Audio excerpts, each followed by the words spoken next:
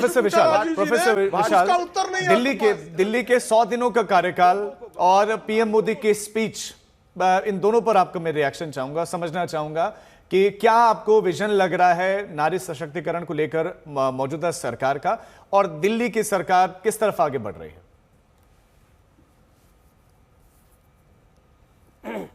देखिए, पहले मैं दिल्ली की सरकार का उत्तर दे लूं, उसके बाद मैं नारी सशक्तिकरण का उत्तर दे लेता हूं।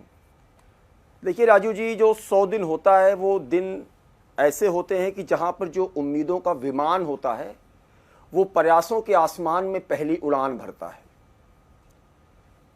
अभी मैं सुन रहा था, कितनी अजीब विडंबना है। आम आदमी पार्टी के प्रवक्ता कह रहे हैं कि हम 5 साल में करेंगे जो पंजाब में वादा किया है, और यहां पर आप कह रहे हो कि 100 दिन में क्यों नहीं किया। किया तो बजट का एलोकेशन कर दिया ना, आप तो फार्म भरवा रहे थे। अरे क्यों झूठ बोलते हो, पब्लिक है ये सब जानती है। मैं बताता हूं क्या था राजू जी, इनकी सरकार थी 3G की, घपला, घोटाला और घूसखोरी नाम की सरकार थी। वर्तमान में जो भारतीय जनता पार्टी की सरकार है वो 4G की सरकार है, ग्रोथ की सरकार है, परफॉर्म की सरकार है, रिफॉर्म की सरकार है और ट्रांसफॉर्म की सरकार है। मैं एग्जाम्पल देता हूं ट्रांसफॉर्म कैसे। 1700 अनऑर्गेनाइज्ड कॉलोनियां हैं, एक भी कॉलोनी में सीवेज ट्रीटमेंट प्लांट नहीं था। इनसे पूछिए कि जाकर देखें, 4000 करोड़ रुपए के साथ 40 सेंट्रलाइज सीवेज ट्रीटमेंट प्लांट का काम अलाउ हुआ, शुरू हुआ। तो ये क्या है, परफॉर्म। अब जहां नहीं है वहां पे रिफॉर्म। यमुना की बात करते थे, केंद्र सरकार से भी पैसा मिलता था, जरा इनसे पूछिए क्या हालत थी। और तब कहते थे कि ना ना, अगर अगले चुनाव के पहले सफाई ना हो पाई तो हमको वोट मत देना। जनता ने देख लिया, 22 कम से कम ऐसे नाले हैं, क्यों नहीं सफाई शुरू हुई थी।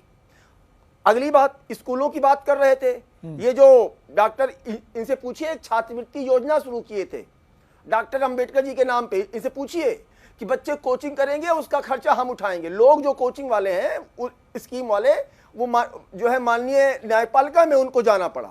ये तो थी इनकी सरकार।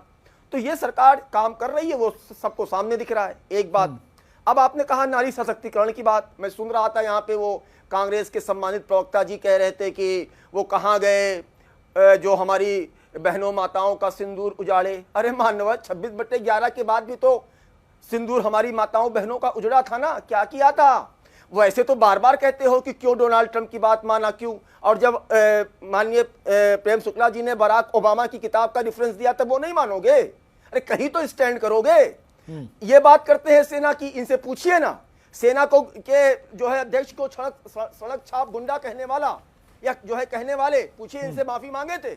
यहां पर तो चलिए ठीक है, जो भी एमपी के वो नेता का बयान है अति निंदनीय, अति शर्मनाक। कानून अपना कार्रवाई कर ही रहा है, मामला न्यायालय में, भारतीय जनता पार्टी भी करेगी। इनसे पूछिए ना कि वो एयरफोर्स के ऑफिसर को मारने वाला यासीन मलिक, उसको तो पीएमओ में बैठा के उसको जो है बुलाया गया था, पूछिए ना। ये सेना के पराक्रम की बात। आवाज जब हमारी सेना ने आज आदरणीय प्रधानमंत्री जी की दृढ़ इच्छा शक्ति के आगे पाकिस्तान को नेस्तनाबूद घुटने पर लाकर मजबूर कर दिया, उनके डीजीएमओ का फोन आ रहा है, तब अब ये कह रहे नहीं नहीं ऐसा क्यों किया, ऐसा क्यों किया।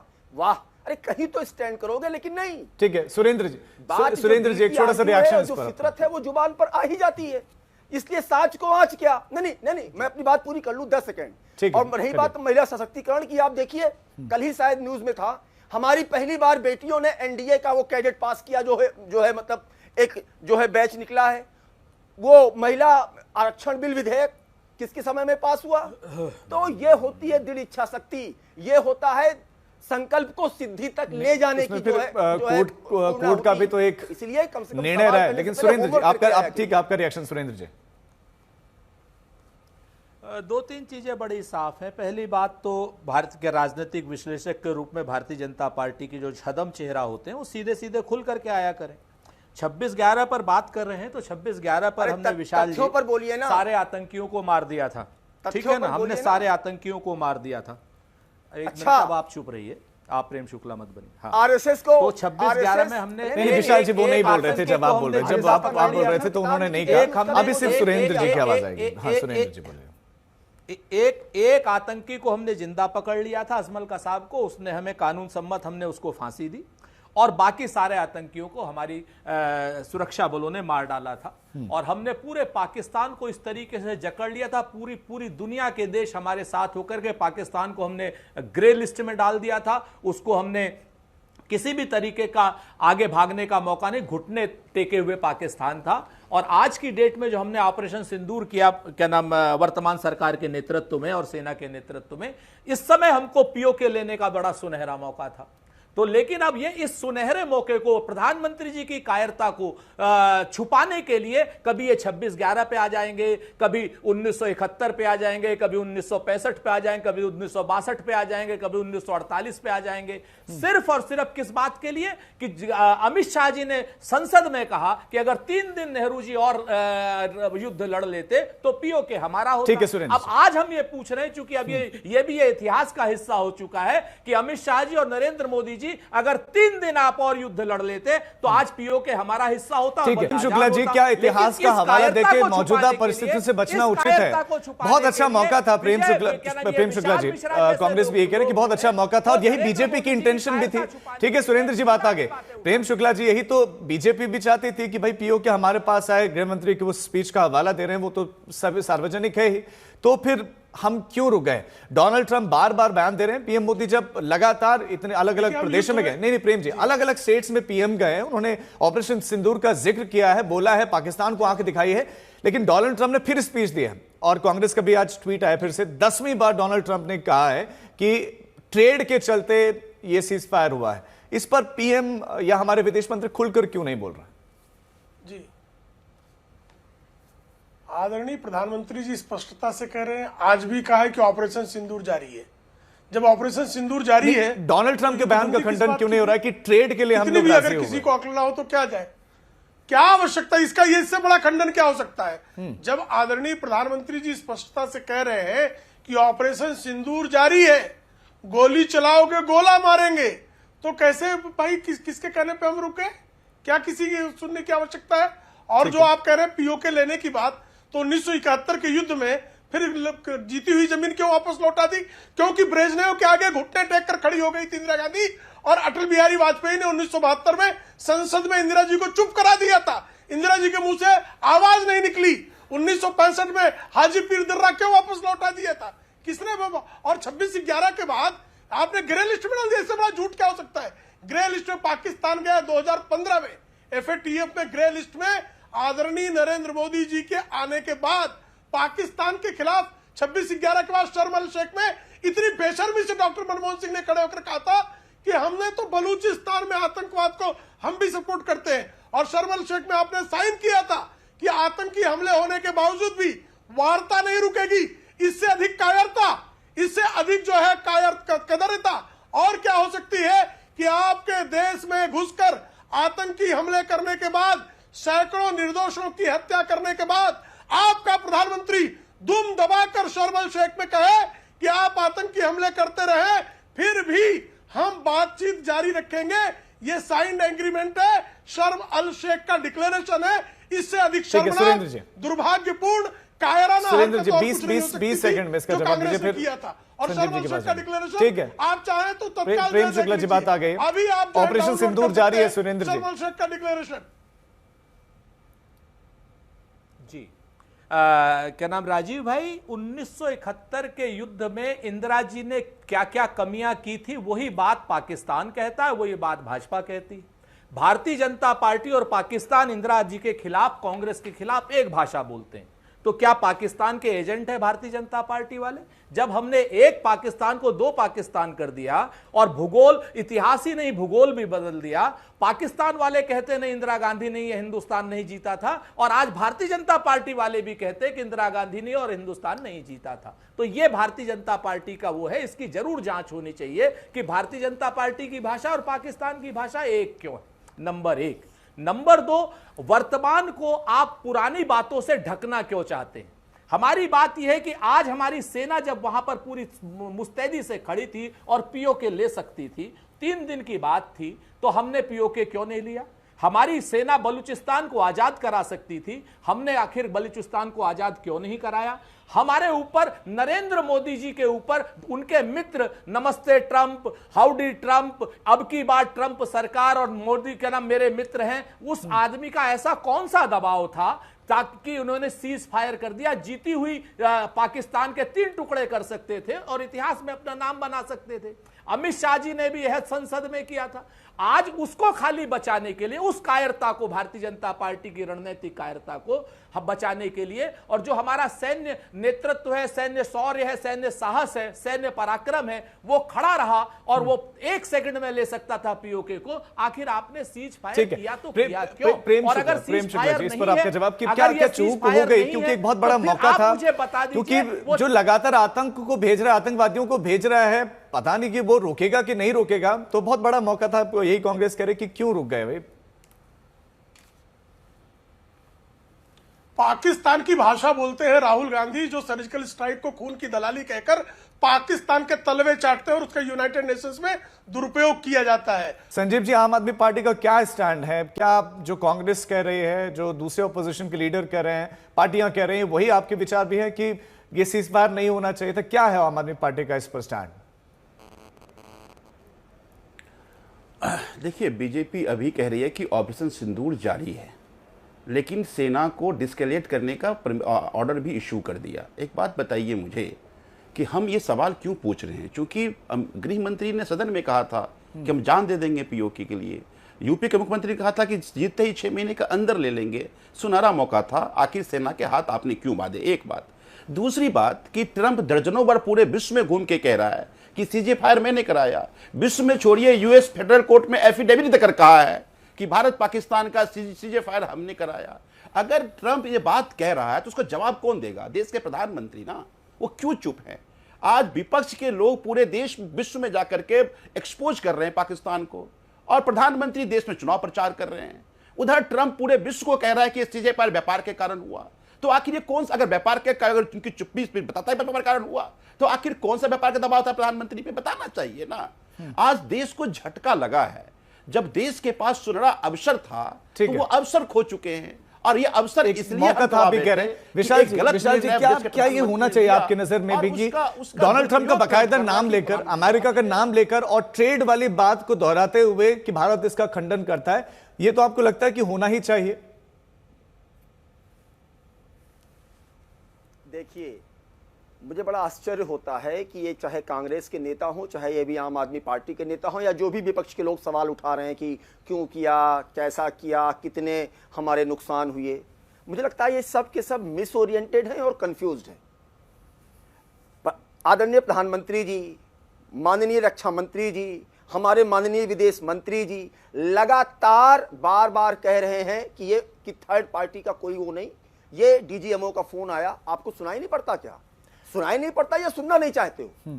पहली बात। दूसरी बात, ये जो भी वहां पर बैठे वो हमें और आप विशाल जी, क्या डोनाल्ड ट्रंप को नजरअंदाज करते हैं वो जो कह रहे हैं? क्योंकि सीज फायर का ऐलान भारत और पाकिस्तान से पहले डोनाल्ड ट्रंप ने किया ना, इसलिए उनकी स्टेटमेंट महत्वपूर्ण हो जाती है। अरे राजीव जी, तो आप एक तरफ, मैं वही तो कह रहा हूं, आप एक तरफ डोनाल्ड ट्रंप की बात को या तो सही मानोगे, या आप अपने यहाँ के जो है आदरणीय प्रधानमंत्री जी, रक्षा मंत्री जी और विदेश मंत्री जी की बात मानोगे। तय तो आपको करना है ना कि आपको किसकी बात माननी है। लेकिन नहीं, आपको जो अपना पॉलिटिक्स के लिए सूट करता है आपको वो बात माननी है। आप साफ साफ कहो ना कि जब सर्वदलीय पार्टी की बैठक बुलाई गई तब तो कह रहे थे कि हम सरकार के साथ है, सरकार के हर निर्णय के साथ है। अब क्या हुआ? चंद दिनों में ही रंग दिखाने लगे। ठीक है सुरेंद्र जी, मैं आपसे और प्रेम जी से दोनों से रिक्वेस्ट करूंगा, प्लीज सभ्य भाषा का इस्तेमाल करें। मुझे बिल्कुल अच्छा नहीं लग रहा, मुझे डर लग रहा है कि फेडर ऑन हो जाए, कहीं फिर से कोई गाली ना निकल आए। तो ये बताइए कि क्या राजनीति हो रही है? आप जब सरकार के साथ थे तो अब सरकार के सुर में सुर क्यों नहीं मिल रहे? थोड़े अलग कैसे हो गए विपक्ष के सुर? हमारे सुर सुरक्षा के मामले पर सेना और सरकार के शाना बशाना है, पूरी तरीके से साथ में है। हमने कोई सवाल सेना से नहीं उठाया। रणनीतिक चूक पर अगर सवाल होगा तो उस पर राजनीति अगर भारतीय जनता पार्टी करेगी तो हमें जवाब देना पड़ेगा। जहां तक की बात है कि सेना के शौर्य और सेना के साहस के पीछे भारतीय जनता पार्टी अगर अपनी चूक जो है छिपाना चाहेगी तो उस चूक को उजागर किया जाएगा। भारतीय जनता पार्टी अगर किसी तरीके से जुमलेबाजी करेगी, सोफिया कुरैशी के ऊपर जो लांछन लगाने वाले लोगों को अपने पास रखेगी और कहेगी कि हम महिलाओं का सम्मान करते हैं, तो हमें सवाल उठाने पड़ेंगे। इन सवालों से बचना क्यों चाहती है प्रेम शुक्ला जी? जवाब दीजिएगा, लेकिन 10 सेकंड विशाल जी, 10 सेकंड में अपनी बात रखिए। आपने कहा, मैं ये कह रहा हूं राजीव जी कि जब जो है सेना की कार्रवाई का निर्णय भी तो आदरणीय प्रधानमंत्री जी और उनकी जो भी सिक्योरिटी जो है कैबिनेट कमेटी है उसके द्वारा लिया गया था, तब वो निर्णय सही था। तब उसके बाद में बाकी निर्णय गलत कैसे हो गए? इसका उत्तर देंगे क्या सुरेंद्र? प्रेम शुक्ला जी, क्या राजनीति हो रही है ऑपरेशन सिंदूर पर, इस तरफ भी और उस तरफ भी? राजनीति की रोटी सेकोगे? ठीक है विशाल जी। प्रेम शुक्ला जी जी, क्या सुप्रिया सुले आतंकवादी हैं? क्या प्रियंका चतुर्वेदी आतंकवादी हैं? जयराम रमेश कहते हैं कि जो विदेश में संसदीय दल के सदस्य गए वो आतंकवादी है। इससे अधिक निकृष्ट बयान इस पूरे ऑपरेशन सिंदूर के पहले और बाद में किसी ने दिया?